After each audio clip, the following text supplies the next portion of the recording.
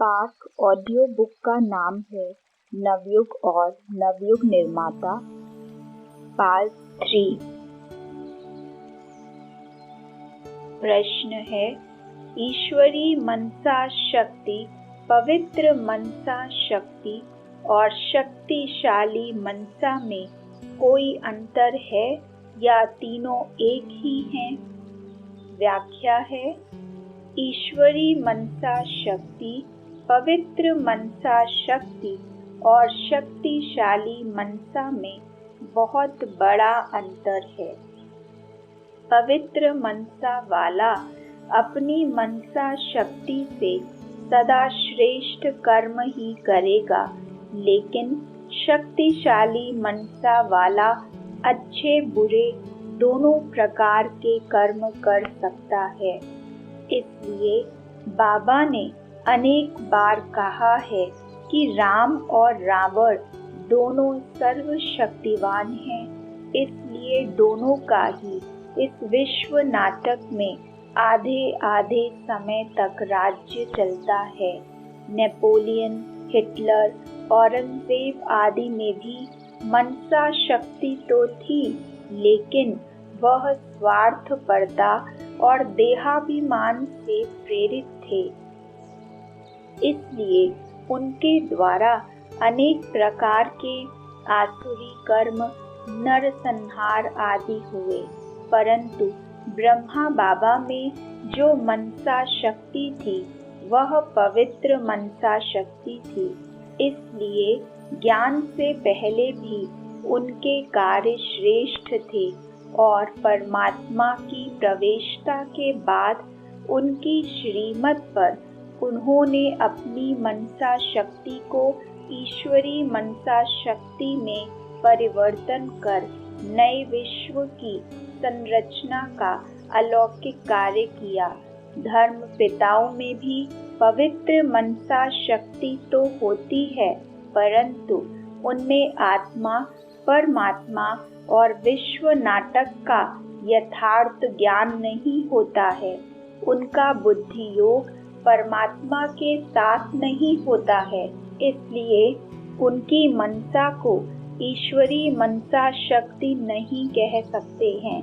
वे अपनी पवित्र मनसा शक्ति से धर्म की स्थापना तो करते हैं, लेकिन विश्व का नव निर्माण नहीं कर सकते हैं।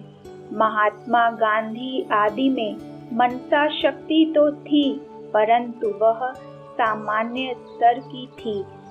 इसलिए उन्होंने अपनी मनसा शक्ति से देश और समाज में अनेक प्रकार के सुधार के कार्य किए, परंतु विश्व का नव निर्माण नहीं कर सके। अभी परमात्मा हमारी मनसा शक्ति को ईश्वरी मनसा शक्ति में परिवर्तन कर विश्व नव निर्माण का कार्य हमारे द्वारा करा रहा है और स्वयं भी कर रहा है।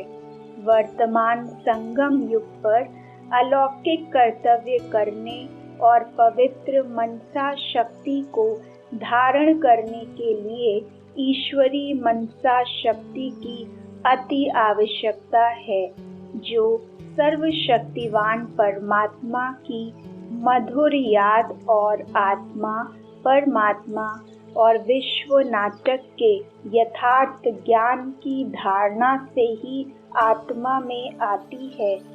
इसलिए अभी परमात्मा ने यह ज्ञान दिया है और दे रहे हैं।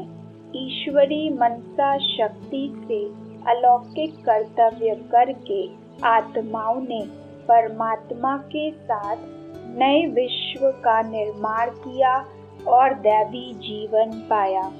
देवताओं में पवित्र मनसा शक्ति होती है, ईश्वरी मनसा शक्ति नहीं, क्योंकि उनको आत्मा, परमात्मा, सृष्टि चक्र का यथार्थ ज्ञान नहीं होता है। उनकी चढ़ती कला नहीं होती है, उतरती कला होती है। ईश्वरी मनसा शक्ति से आत्माओं और विश्व की चढ़ती कला होती है।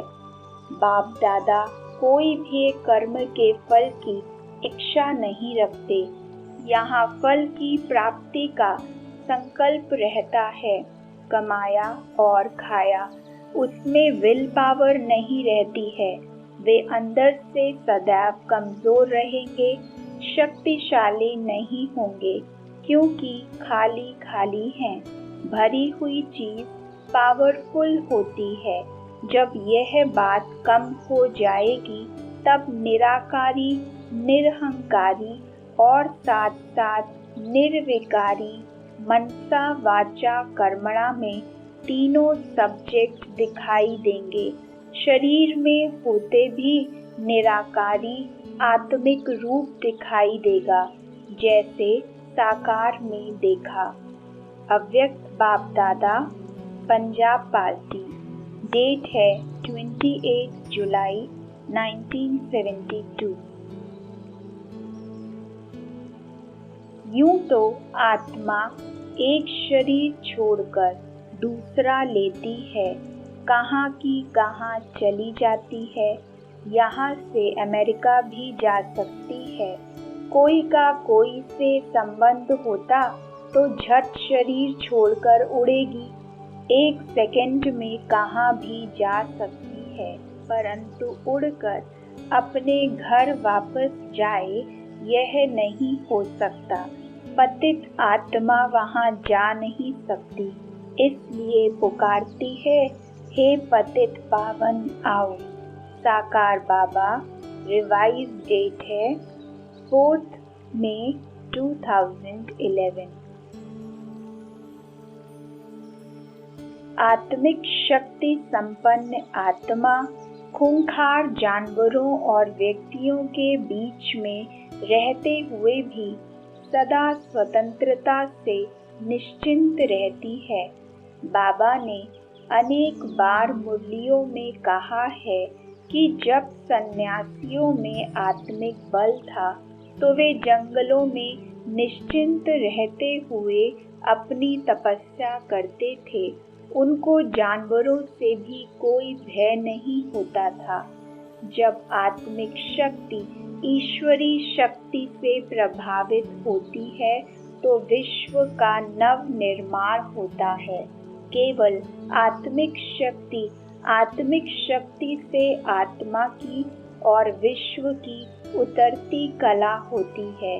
जब आत्मिक शक्ति देहाभिमान से प्रभावित होती है तो आसुरी कर्म करती है, जिससे विश्व की और आत्मा की उतरती कला तीव्रता से होती है। टाइटल है माला और माला में आने का राज। जनक बच्ची ने कहा, 108 की माला का और 16,000 की माला का खास मिलन करो, तो आप जो समझते हैं कि हम 16,000 या 108 की माला में आने वाले ही हैं, वे हाथ उठाओ। नए नए भी उठा रहे हैं, मुबारक हो। निश्चय बुद्धि विजयी होते हैं। बाप दादा भी जानते हैं कि जो निश्चय बुद्धि हैं वे आगे जा सकते हैं और जाएंगे ही। सदा अमृत वेले निश्चय को रिवाइज करते रहना। अव्यक्त बाप दादा। डेट है 31 दिसंबर 2010। सिर्फ वर्ल्ड की हिस्ट्री ज्योग्राफी समझाने से माला का दाना नहीं बन सकते हैं। माला का दाना बनेंगे बाप की याद से। आत्मा परमात्मा का राज नहीं जानते, यथार्थ रीति याद ही नहीं करते हैं, इसलिए अवस्था डगमगाती रहती है, क्योंकि देहाभिमान बहुत है। देही अभिमानी बने तब माला का दाना बन सके। ऐसे नहीं कि वर्ल्ड की हिस्ट्री ज्योग्राफी समझाते हैं इसलिए माला में नजदीक आ जाएंगे। साकार बाबा। रिवाइज डेट है 20 अप्रैल 2011।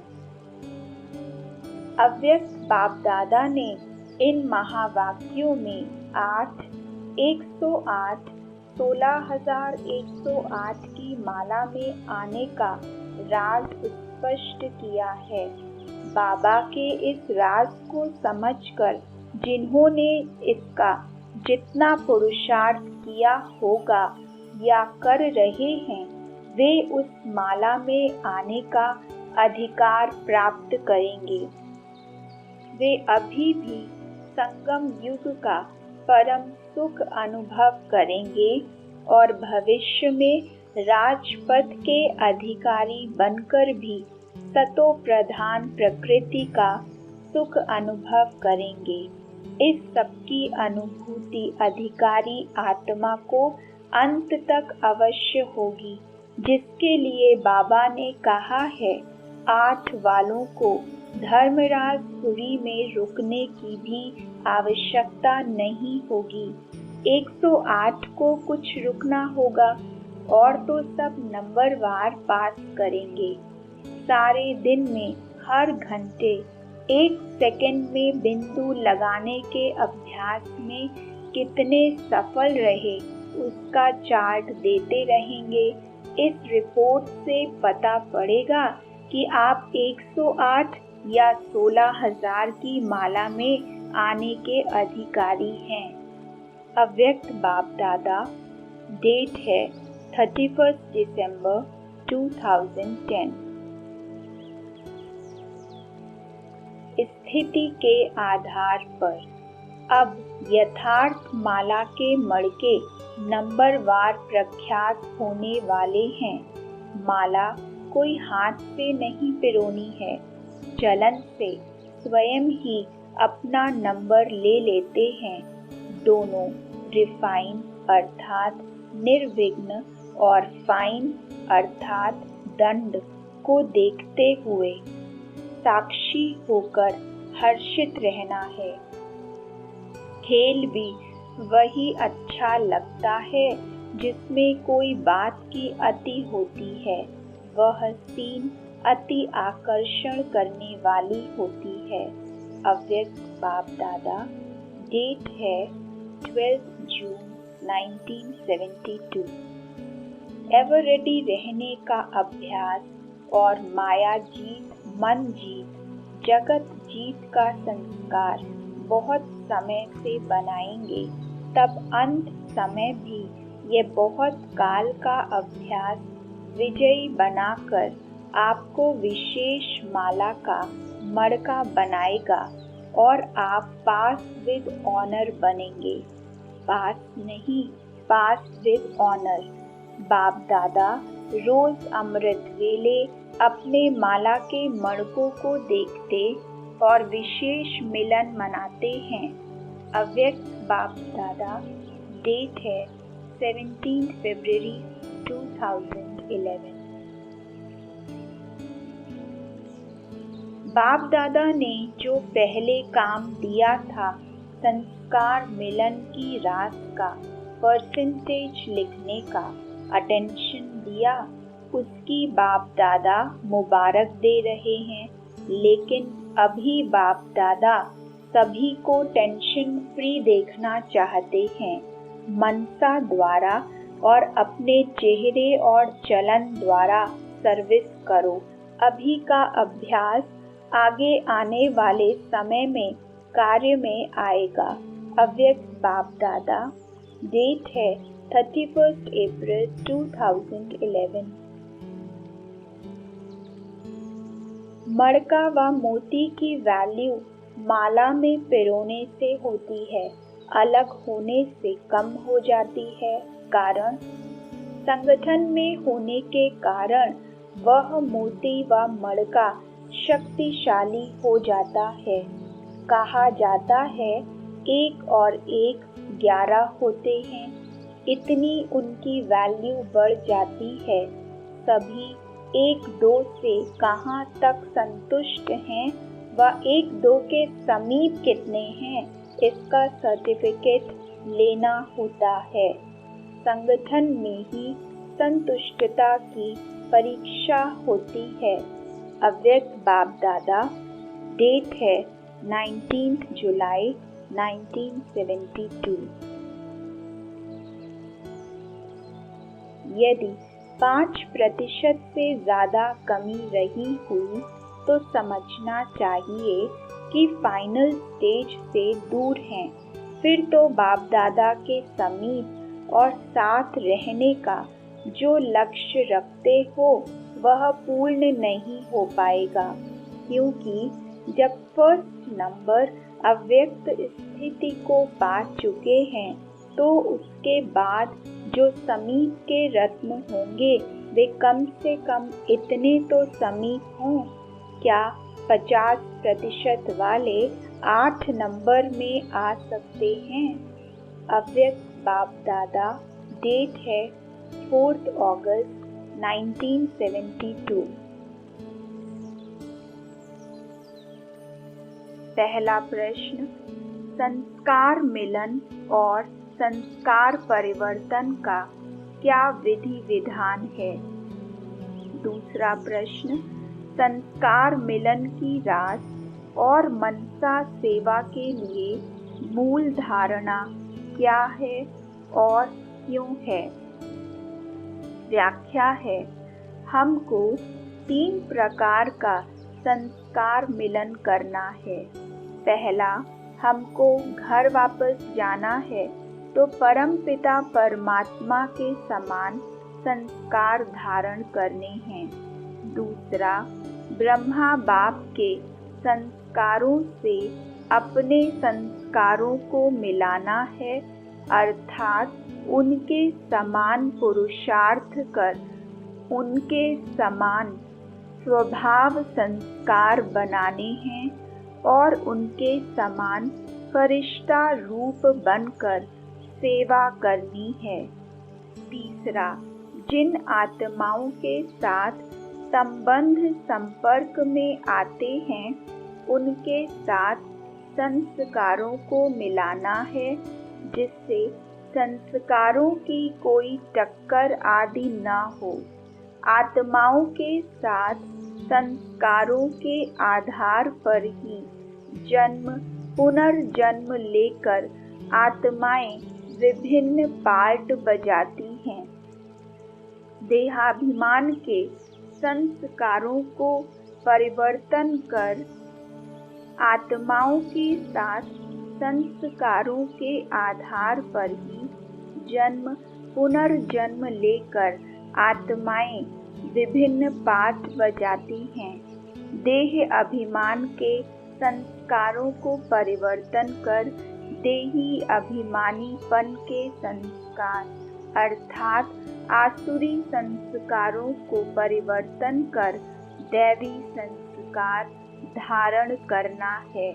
दैवी परिवार के साथ भी संस्कार मिलन माला का दाना बनते हैं और दैवी परिवार के साथ भी संस्कार मिलन तब होगा जब निराकार और साकार बाप के संस्कारों से मिलन होगा, क्योंकि ये ही संस्कार मिलन और परिवर्तन के आधार हैं।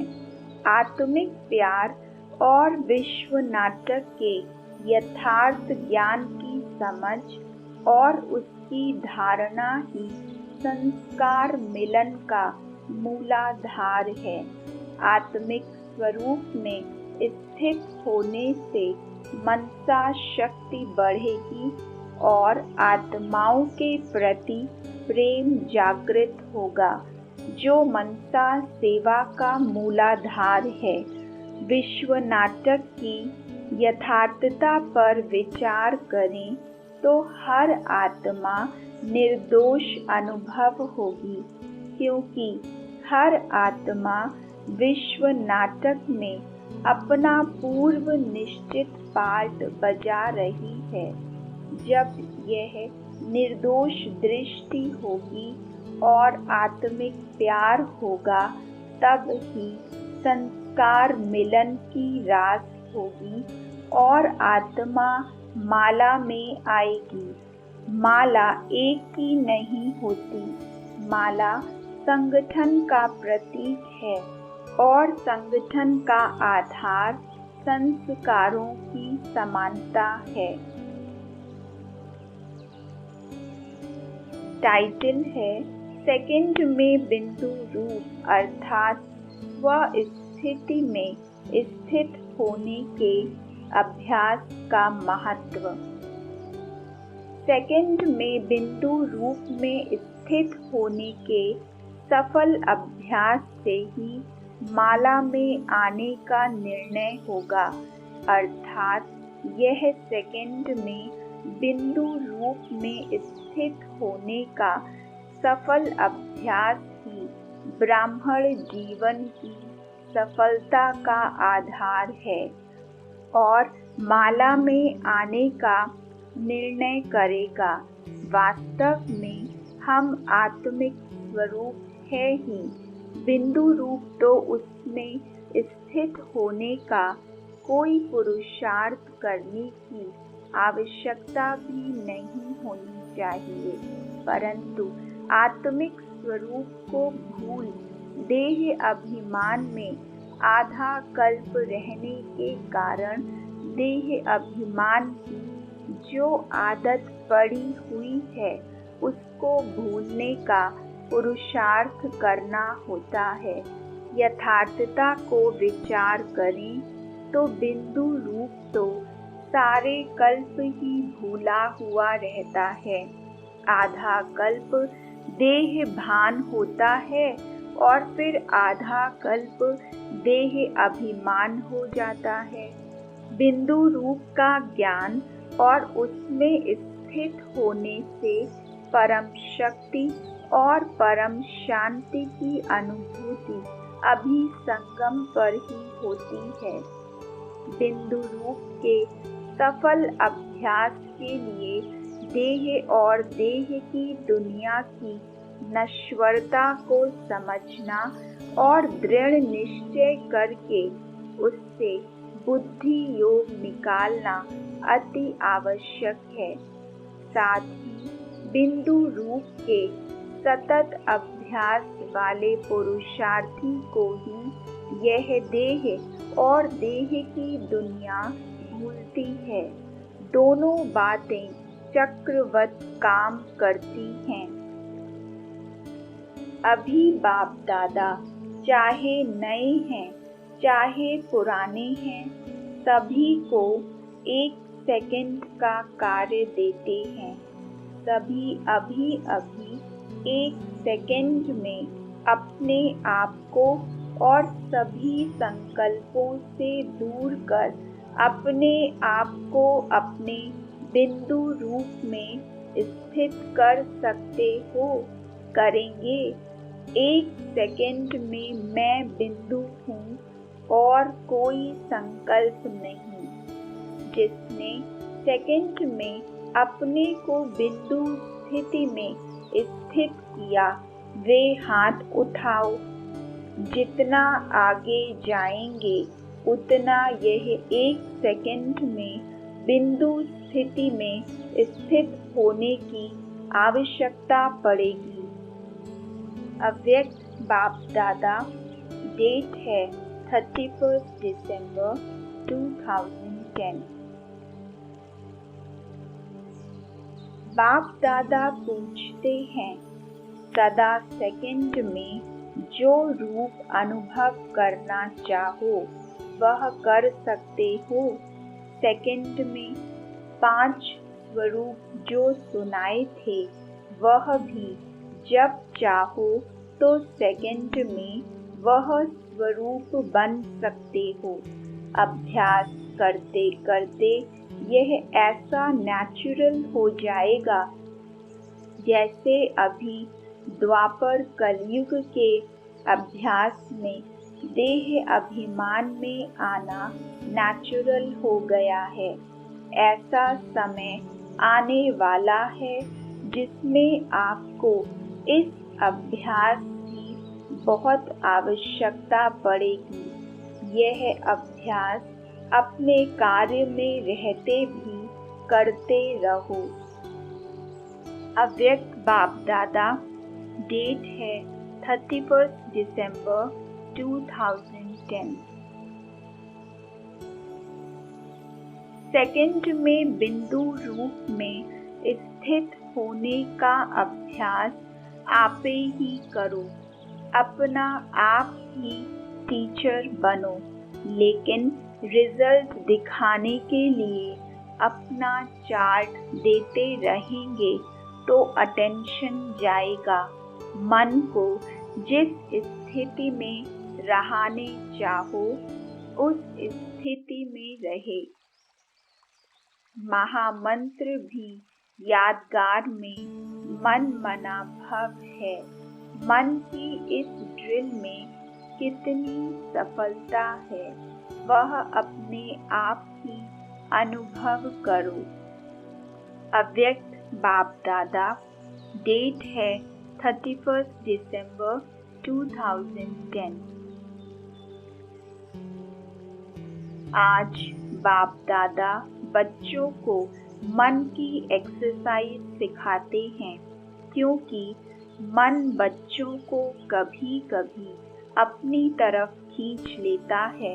तो आज बाप दादा मन को एक रस बनाने की एक्सरसाइज सिखा रहा है।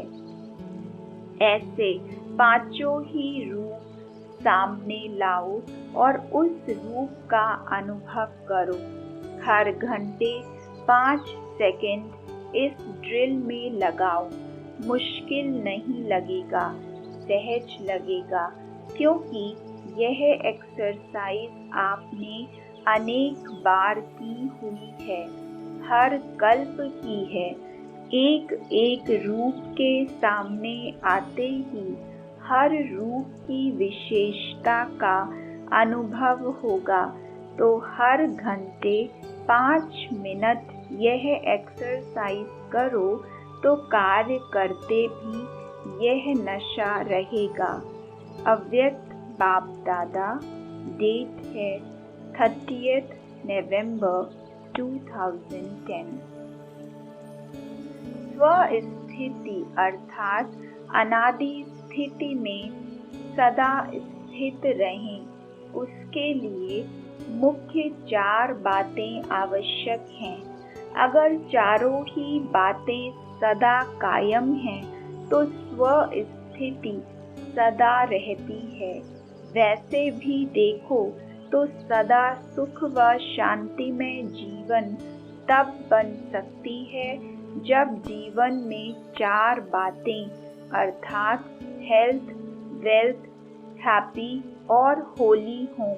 ऐसे ही स्वस्थिति का स्वरूप भी है सदा सुख, शांति, आनंद, प्रेम स्वरूप में स्थित रहना। अव्यक्त बाप दादा, डेट है 14 जून 1972। बाप दादा ने इशारा दे दिया है कि अभी कुछ भी आपदा अचानक आनी है। इसके लिए सेकंड में फुल स्टॉप। उस समय पुरुषार्थ का समय नहीं होगा कि अभ्यास करें, इसलिए पुरुषार्थ का समय अभी मिला हुआ है। उस समय प्रैक्टिकल करने का समय होगा। अभी यह अभ्यास कर भी रहे हो, लेकिन बाप दादा और भी अटेंशन को अंडरलाइन करा रहे हैं। अव्यक्त बाप दादा, डेट है 2 फरवरी 2011। अभी एक बात करना जो अपने मन को बिजी रखने के लिए आवश्यक है। जैसे पहले भी बाप ने कहा था कि सेकंड में स्टॉप, बिंदु हूँ, बिंदु लगाना है और सबको बिंदु रूप में देखना है। जब देखेंगे कि बिंदु लगाना है और सबको बिंदु रूप में देखना है, जब देखेंगे ही बिंदु तो और कोई भी संकल्प चलेगा ही नहीं। अव्यक्त बाप दादा, डेट है 17 फरवरी 2011। तीव्र पुरुषार्थी बन सेकंड में बिंदु लगाने, फुल स्टॉप लगाने का अभ्यास अति आवश्यक है। इस बात को हल्का नहीं करो, अचानक कुछ ना कुछ होना ही है। अव्यक्त बाप दादा, डेट है 31 मार्च 2011। बिंदु रूप के सफल अभ्यास से ही हम अमरत्व को प्राप्त करते हैं। इस अभ्यास से सहज देह से न्यारे होने और देह में रहते अतीन्द्रिय सुख का अनुभव करते हैं। यही अभ्यास आत्मा को सतयुग त्रेता में समय पर सहज देह को त्याग करने की शक्ति प्रदान करता है और अभी संगम पर भी मृत्यु भय और मृत्यु दुख से मुक्त करता है। बिंदु स्वरूप परम शांत, परम शक्ति संपन्न आनंदमय स्वरूप की स्थिति है। जो आत्मा उस स्वरूप में स्थित होती है वह परम शांति, परम शक्ति, परम आनंद की अनुभूति अवश्य करती है। बिंदु रूप में स्थित आत्मा साक्षी होकर इस विश्व नाटक को खेल के समान देखते हुए परम सुख का अनुभव करती है। प्रश्न है, ब्रह्मा बाप ने जीवन मुक्त स्थिति बनाने के लिए मुख्य पुरुषार्थ क्या किया, जिसके आधार से उन्होंने सदा जीवन मुक्त स्थिति का सुख अनुभव किया और हम भी उस पुरुषार्थ को फॉलो करें तो हम भी जीवन मुक्त स्थिति का सुख अनुभव कर सकते हैं, जो बाबा हमारे से चाहता है। व्याख्या है, वास्तविकता पर विचार करें तो ब्रह्मा बाबा ने देह से न्यारे अपने आत्मिक स्वरूप में स्थित होने का जो सफल अभ्यास किया वही उनके जीवन मुक्त बनने का आधार है। जो दृढ़ता से इस अभ्यास को करेगा और इस अभ्यास में जितना सफल होगा वह उतना ही ब्रह्मा बाप के समान जीवन मुक्त स्थिति का परम सुख इस जीवन में अनुभव करेगा। संगम युग की जीवन मुक्त स्थिति ही यथार्थ जीवन मुक्त स्थिति है। बाप दादा चाहता है कि बच्चे सदा ठीक और सदा योगी बने, इसलिए बाप दादा ने बच्चों को काम भी दिया था कि सदा योगी रहने के लिए हर घंटे अपने ऊपर कोई ना कोई अभ्यास का अटेंशन दो। अव्यक्त बाप दादा, डेट है 18 जनवरी 2011। प्रश्न है, बिंदु रूप में स्थित होने के अभ्यास में मन बुद्धि को कहाँ और किस रूप में स्थित करें, अर्थात भैकुटी में या परम धाम में? व्याख्या है, यथार्थता को विचार करें तो परम धाम में आत्मा बिंदु रूप होते भी आत्मा को बिंदु रूप स्थिति की कोई अनुभूति नहीं होती है, क्योंकि वहाँ शरीर ही नहीं है और कोई संकल्प भी नहीं होता है। इसलिए किसी प्रकार की अनुभूति का प्रश्न ही नहीं उठता है। परम धाम में आत्मा से कोई वृत्ति या वाइब्रेशन भी प्रवाहित नहीं होता है, परंतु देह में रहते देह से न्यारी बिंदु रूप स्थिति में मन बुद्धि को स्थित करने से आत्मा को सूक्ष्म संकल्प रहता है, जिससे आत्मा को अपने स्वाभाविक गुण, शांति और शक्ति की अनुभूति होती है, क्योंकि आत्मिक स्वरूप परम शांत, परम शक्ति संपन्न है। उस अनुभूति में आत्मा से शांति, शक्ति, प्रेम, आनंद आदि के वाइब्रेशन स्वतः प्रवाहित होते हैं, जो जड़, जंगम, चेतन सबको प्रभावित करते हैं। उस समय इस अनुभूति के अतिरिक्त आत्मा को कोई संकल्प नहीं चलता है, इसलिए इसको निरसंकल्प अवस्था कहा जाता है। उस समय आत्मा से जो वृत्ति और वाइब्रेशन प्रवाहित होता है, वह अबाध रूप से सारे विश्व में जाता है।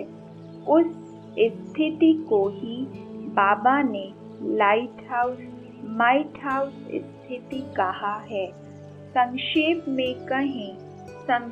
में कहें तो देह में रहते अपने आत्मिक स्वरूप अर्थात बिंदु रूप में स्थित होने का अभ्यास ही यथार्थ है।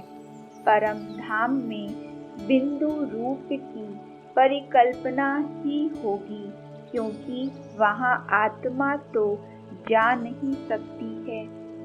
हठ योग में भी आत्मा का यथार्थ ज्ञान न होते हुए भी भ्रकुटी में ज्योति समझ बुद्धि को एकाग्र कर निरसंकल्पता का अभ्यास करते हैं, और उस एकाग्रता के अभ्यास में अल्पकाल के लिए सफलता प्राप्त करते हैं, तो उनको अल्पकाल के लिए परम शांति अर्थात मुक्ति की अनुभूति भी होती है। उसको ही निरसंकल्प समाधि कहते हैं और समझते हैं कि निरसंकल्प समाधि के बाद निर्विकल्प समाधि सिद्ध होगी। निरसंकल्प और निर्विकल्प समाधि के सिद्ध होने पर ही आत्मा को मुक्ति, जीवन मुक्ति का सुखद अनुभव होगा। जो दृढ़ता से अभ्यास करते हैं, उनको उसमें अल्पकाल के लिए सफलता अवश्य मिलती है, क्योंकि आत्मा में इस अनुभूति के संस्कार निहित हैं। अभी तो बाबा ने ज्ञान दिया है, जिस ज्ञान से हम अपने संकल्पों को समेटकर अपने मूल स्वरूप बिंदु रूप में स्थित होते हैं, जिससे हमको सदाकाल अर्थात दीर्घ काल के लिए मुक्ति, जीवन मुक्ति की अनुभूति होती है। परम धाम में मुक्ति और सतयुग में जीवन मुक्ति होगी, परंतु परम धाम में अनुभूति की बात नहीं होती, क्योंकि वहाँ देह नहीं, इसलिए संकल्प नहीं है। और सतयुग में जीवन मुक्त होते भी जीवन मुक्ति के अनुभूति की बात नहीं, क्योंकि जीवन मुक्ति और जीवन बंध का ज्ञान नहीं होता है। यथार्थ रूप में अनुभूति इस समय इस देह में रहते हुए ही होती है। परम धाम में बिंदु रूप की स्मृति ही हो सकती है, स्थिति नहीं, क्योंकि परम धाम में आत्मा जा तो नहीं सकती है, लेकिन भ्रकुटी में आत्मा विराजमान है, इसलिए भ्रकुटी में ज्योति बिंदु रूप में मन बुद्धि को स्थित करने से ही आत्मा को आत्मिक गुणों और शक्तियों की अनुभूति होगी। आत्मिक स्वरूप सत चित आनंद स्वरूप है, तो आत्मा को उसका अनुभव होगा। इस निरसंकल्प आत्मिक स्वरूप के अभ्यास की सफलता और सदा काल स्थित रहने के लिए ही बाबा ने समय समय पर कभी 4 धामों की यात्रा का, कभी निराकारी, आकारी, साकारी स्थिति में स्थित होने का, कभी बिंदु रूप, फिर प्रकाश में फरिश्ता रूप, फिर ब्राह्मण स्वरूप का, कभी 5 स्वरूपों अर्थात निराकारी बिंदु रूप, साकार देवता रूप, पूज्य रूप, ब्राह्मण रूप, फरिश्ता रूप आदि आदि विभिन्न रूपों का बार बार 1 सेकंड के लिए ऐसा अभ्यास करने के लिए कहा है जिससे हमारा देह अभिमान मिट जाए और हम अपने आत्मिक स्वरूप में सदा काल स्थित होकर परम शांति, परम शक्ति, परमानंद, परम सुख का अनुभव करें, क्योंकि आत्मिक स्वरूप परम शांत, परम शक्ति संपन्न, परमानंदमय है और ये विश्व नाटक परम सुखमय है। जो इसको यथार्थ रीति जानकर पार्ट बजाता है वह इसके परम सुख को अनुभव करता है। ब्रह्मा बाबा ने इसी के सफल अभ्यास द्वारा संपूर्णता और संपन्नता को प्राप्त किया और साकार में रहते हुए ही जीवन मुक्त स्थिति का अनुभव किया। यज्ञ स्थापना के आदि काल में भल इतना स्पष्ट ज्ञान नहीं था, परंतु परमात्मा की शक्ति थी और आने वाली आत्माओं में जिसने बाबा पर निश्चय बुद्धि होकर इस निरसंकल्प अवस्था का जितना सफल अभ्यास किया, वे उतने ही इस यज्ञ में सफल हुए हैं। उन्होंने ही संगम युग के परमानंद का अनुभव किया है। वे संगम युग पर भी ऊंच पद पाने के अधिकारी बने हैं और भविष्य में भी राज्य अधिकारी बनेंगे।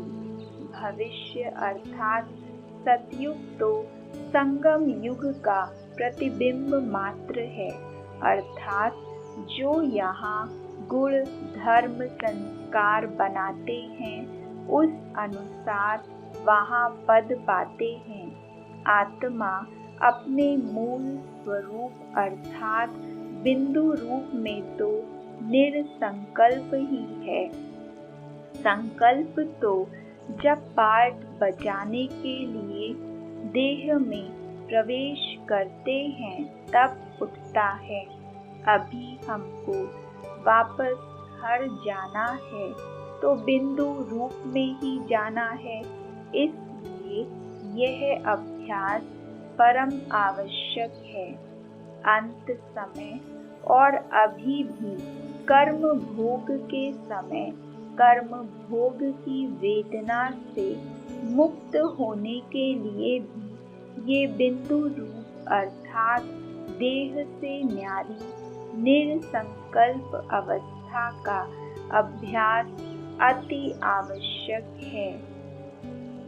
तुम बच्चों ने स्वर्ग का साक्षात्कार किया तो विनाश का भी किया।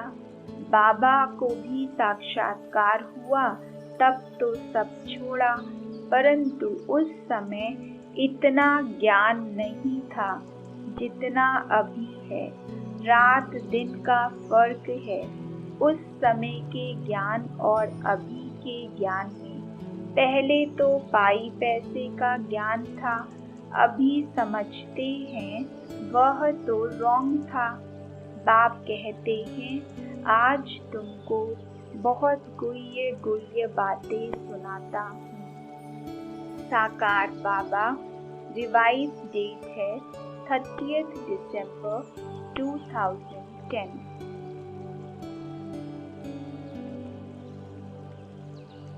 इस अभ्यास के महत्व और आवश्यकता को समझते हुए अव्यक्त बाप दादा पिछले अनेक वर्षों से मुरली के मध्य में या अंत में ये 1 सेकंड में अपने बिंदु रूप में स्थित होने की ड्रिल कराते आए हैं और अभी भी करा रहे हैं। बाबा ने यह भी कहा है अंतिम विजय इस स्थिति के अभ्यास के आधार पर ही होगी।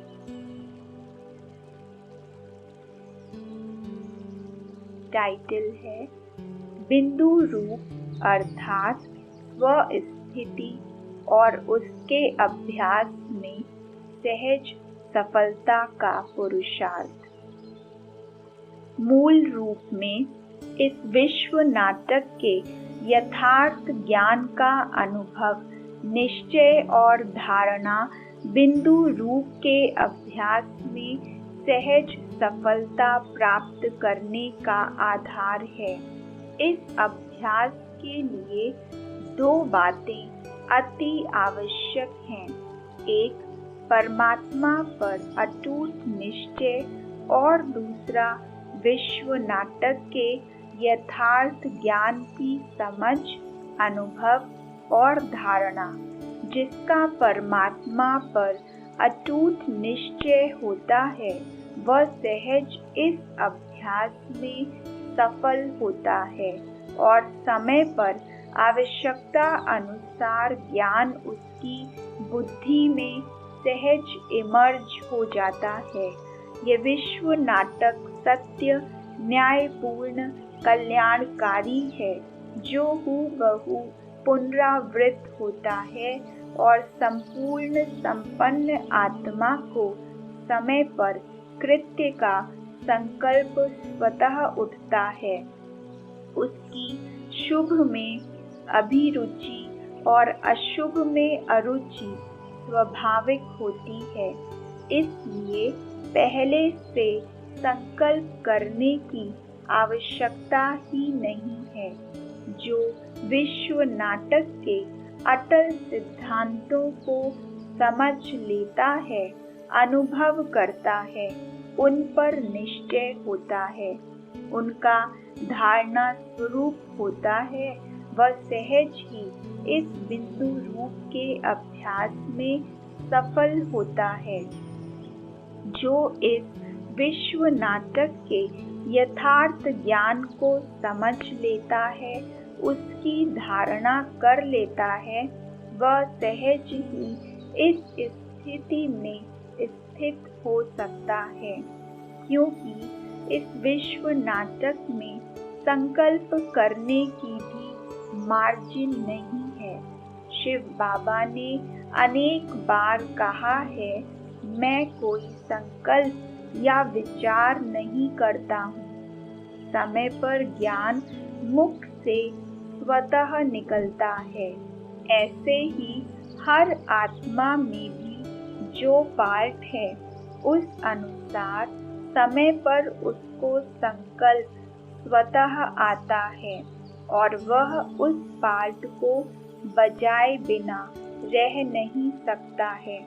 परंतु विडंबना यह है कि परमात्मा में विश्व नाटक का ज्ञान सदा इमर्ज है, परंतु आत्माओं में पूरा तो किसी भी देहधारी की बुद्धि में इमर्ज नहीं रहता है।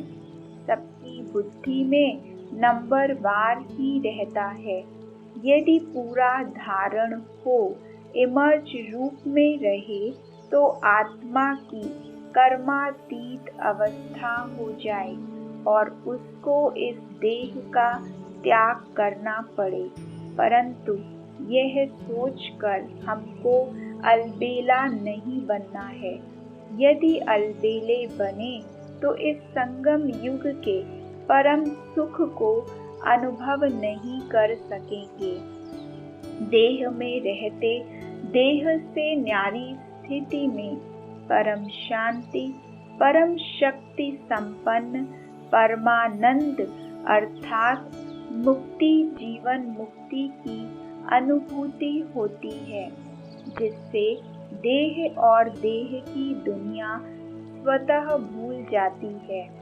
और जब देह और देह की दुनिया भूलेंगे तब ही इस निरसंकल्प स्थिति में स्थित होंगे और आत्मा को ये अनुभूति होगी।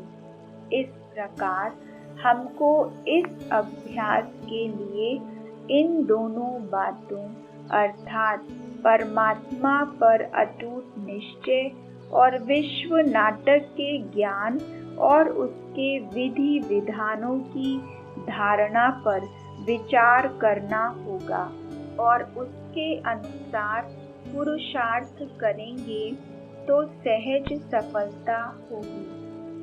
किसी कर्म में बहुत बिजी हो लेकिन डायरेक्शन मिले फुल स्टॉप तो फुल स्टॉप लगा सकते हो या कर्म के संकल्प चलते रहेंगे।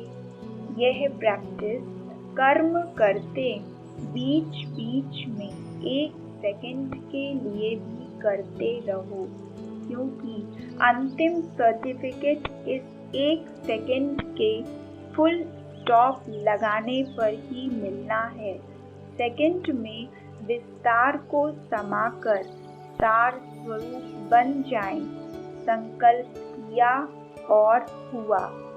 ब्रेक इतनी पावरफुल हो, यह अभ्यास स्वयं ही करो। अव्यक्त बाप दादा, डेट है 7 मार्च 1995। संकल्प किया और स्वरूप बन जाएं। ब्रेक इतनी पावरफुल हो, यह अभ्यास स्वयं ही करो। यह अभ्यास बहुत काल का चाहिए। समझो उस समय कर लेंगे तो नहीं होगा। बहुत काल का अभ्यास ही काम आएगा। बहुत काल का अभ्यास बहुत काल का राज्य भाग्य प्राप्त कराएगा। दोनों का कनेक्शन है।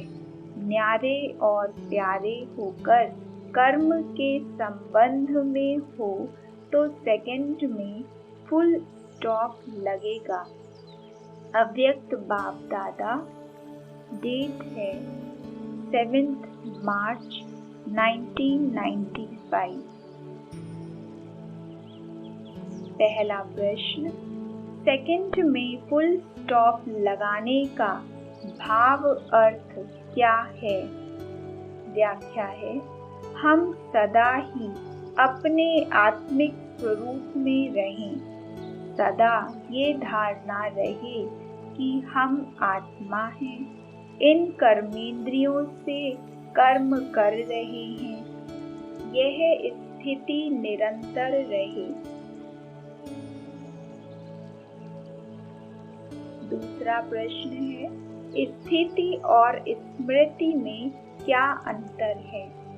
बिंदु रूप स्थिति के सफल अभ्यास और उसके यथार्थ लाभ को अनुभव करने के लिए स्थिति और स्मृति का राज समझना भी अति आवश्यक है। वास्तविकता को देखा जाए तो स्मृति स्टार्टिंग पॉइंट है और स्थिति फिनिशिंग पॉइंट है। स्थिति में स्थित होने से आत्मा को आत्मिक गुणों और शक्तियों की अनुभूति होती है। स्मृति में उस अनुभूति को करने का पुरुषार्थ करते हैं। आत्मा सच्चिदानंद स्वरूप है। जो आत्मा अपने मूल स्वरूप बिंदु रूप में स्थित होती है, उसको सत चित आनंद का अनुभव अवश्य होता है। हठ योग में इन दोनों स्थितियों को ध्यान और समाधि के रूप में जाना जाता है। ध्यान अर्थात स्मृति और समाधि अर्थात स्थिति। ओम शांति।